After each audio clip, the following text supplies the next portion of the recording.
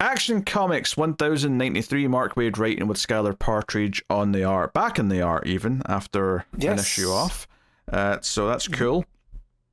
So this issue, as the cover heavily implies, is about a foreclosure on the farm, but not just the Kent farm, every farm in the town. And the point of the issue is very much this idea of like Superman or Superboy being faced with having to make a moral choice and like figure out the right way of doing something. And it's presented very straightforward, first of all, because, you know, when we find out that all these banks, or this bank is going to close all these farms and kick people out of their homes, even though everyone involved is all thinking they're up to date in payments, no one is actually behind, but they're told, no, there's some sort of error, it looks like you're all behind, and blah, blah, blah, you're going to have to move out.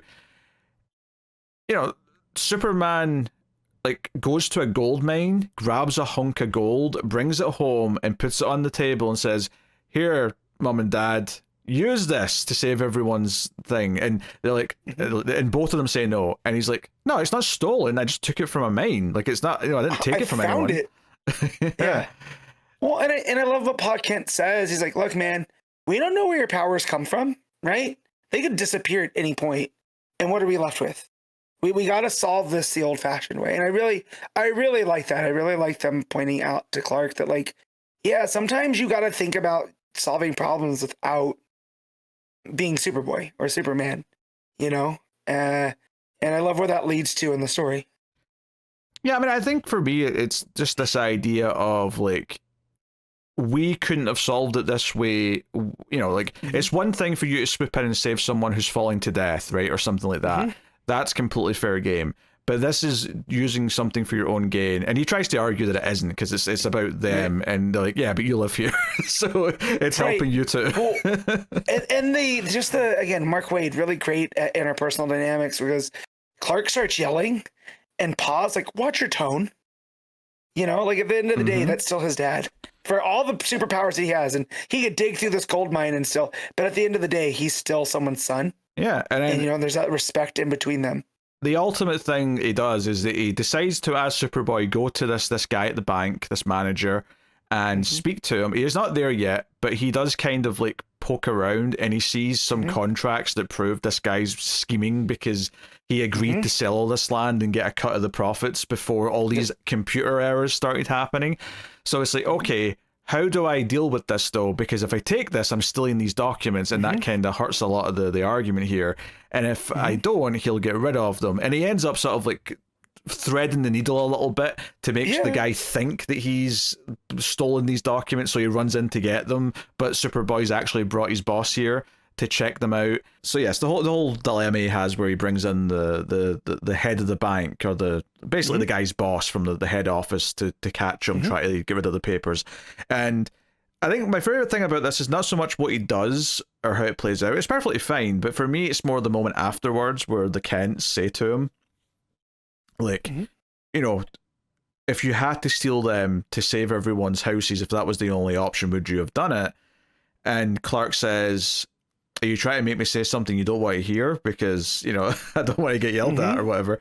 And he's like, we're just trying to understand the sort of decisions that you might have to make, you know, as you're doing more of this stuff. And because I think, at that point, it's like, I don't know if we, the audience, the readers would disagree with him doing that, even if it is technically crossing a bit of a line. There's innocent victims being, you know, shoved out of their homes here. It's less of a... Obviously, yes, Superman always wants to go through the right channels and do things properly and all the rest of it. But if he's faced with a choice where it's the only option, I do like the idea that at least teenage Clark would be like, well, if that ended up being the only option, I mean, I thought my way out of it, but maybe I won't always be able to think my way out of the awkward situation. Maybe sometimes I have to, you know, bear the weight of a decision that's going to have a downside. Yeah, and I like that it's put up against that with how Pete responds to the coach that was in the bank, right? So at the beginning of the issue, when they go, they all go to the bank. Everyone's freaking out. The coach for Smallville football team is wearing a mask and has a shotgun or a rifle or whatever. And Pete Ross is able to talk him down because he recognizes coach's voice. He's wearing a football team hat or whatever. And Clark looks at him and is like, wow, Pete was able to do that, and Pete doesn't even have superpowers. It's like I could have, the narration from present day Clark is like, oh, now I would have melted, heated up the gun with my heat vision, but I didn't have heat vision at the time, and I couldn't have him fire at me because who knows where the shrapnel's going to go or whatever. But Pete was the one that was able to go, and I do like that it starts there and it gets to the point where Clark is able to think his way through, right, to do what's right. Yeah, it's interesting to bring that up because I don't think I realized that he didn't have heat vision yet. Because it never occurred to me that he's not used it. In this arc or so far. But I like that moment. I like him sort of respecting Pete for that, and I think also there's a few moments of him like internally thinking, "Oh, it was so frustrating not being able to tell someone." I think we are probably building to Pete finding out at some point in the near future. I think Mark Waid's going to tell that story. But yeah, no, I like the build up at the start of the issue, even before we get to the bank and he comes in with the gun and possibly to do something bad. Is Pete and Clark are hanging out with Lana, and there's some jokes here about her like looking at the sky to see Superboy so much she almost steps in wet cement and all the rest of it, and it's all just fun and good vibes.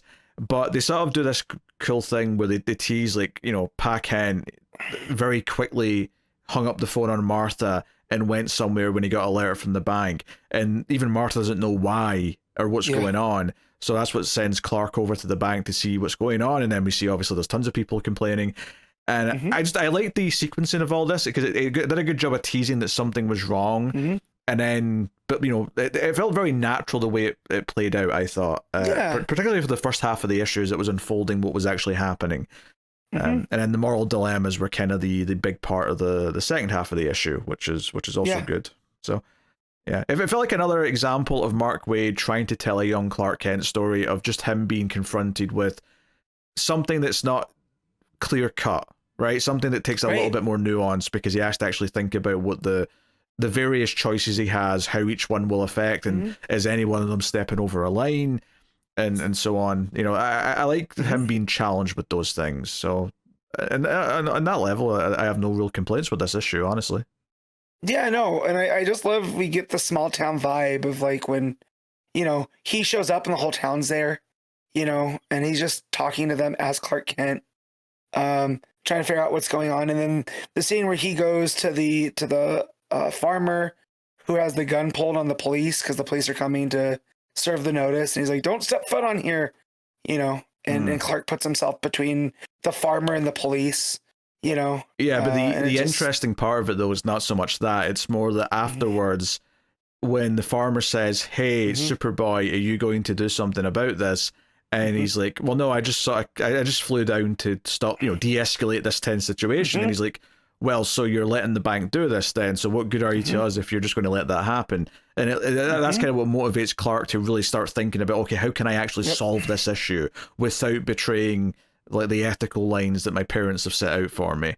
Like I like that. I like that dilemma, and I like him feeling a little like not insulted. That's not the right word, but just that moment where the farmer like throws some shade at him for not like helping the way he thinks he should, and is, "Oh, how do I deal with the fact that I've just disappointed people and that clearly they didn't need help, but I can't just do the first thing that comes to their mind because that's just they're angry. Of course they want me to just go punch some people in the face." It's the self-realization that he can't solve everyone's problem, and we've been slowly getting there with all these little things. Like in the last issue, when he went into Metropolis and tried to help that lady, and inadvertently hurt her because she was blind and freaking out and couldn't tell what was going on. It's one of those moments where he's realizing, like, for all the cool stuff I can do, I'm still pretty limited, Well, I don't think that's exactly this moment, though. I think that is a lesson he's been learning, and we are getting moments like that, and it is part of this story. But I think that moment, more specifically, is actually the motivation to figure out a way of doing it, because he's already kind of accepted that he can't do something because his parents have told him not to, and he's frustrated with that. And it's this interaction with this farmer and the cops where he's like, okay, I need to think of something, because he's right, I should do something about this. And this is basically showing that while obviously his parents are good teachers and they're good parents and they're teaching him right from wrong and all the rest of it, this is showing that he went a step further because he's Superman and was able to think of some kind of a solution that his parents would never have thought of.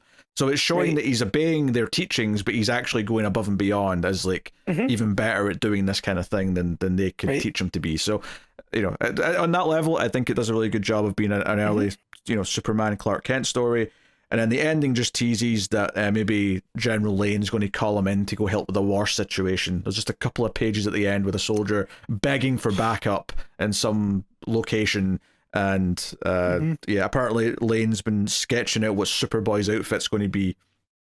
His uniform. Nope, don't. Don't like this. Nope. Oh, no. Yeah, you know. Oh, I suspect there's going to be more moral dilemmas in Clark's near future with this. Like, because General Lane's going to say, hey, annihilate that building of people. And he's like, excuse me? No, I'm not doing that.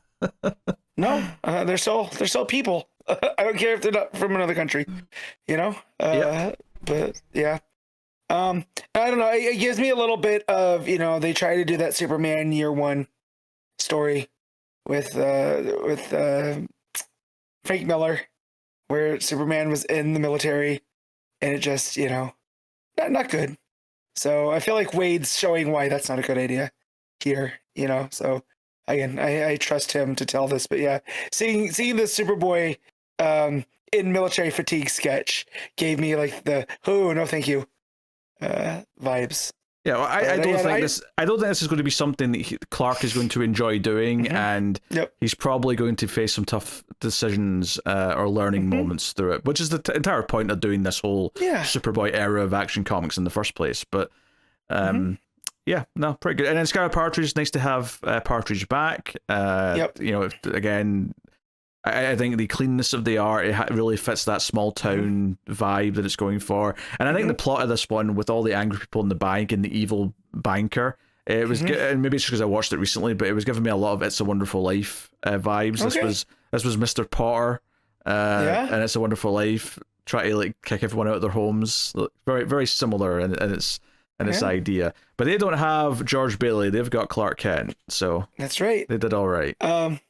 Yeah, and then even just like the big moments too, like where the guy sees Superboy, the bank guy, and which is also he's not bald, but he has a very, you know, close shave. So there's definitely some Luther going on here, right? Yeah, it's a bit of Luthering, yeah. But he sees him and then he turns to run to go get the papers, and that's where the boss catches him. That entire sequence I feel is handled so well, with the close-up of the eyes, right, and then the way that he turns and goes through. There's a lot of sense of motion and action and like this freneticness that's there. Yeah, so it was very good to have Partridge back. Yep. So I think Clark's just got a hunk of gold just like sitting in his bedroom now. He's not allowed to go and trade in for money.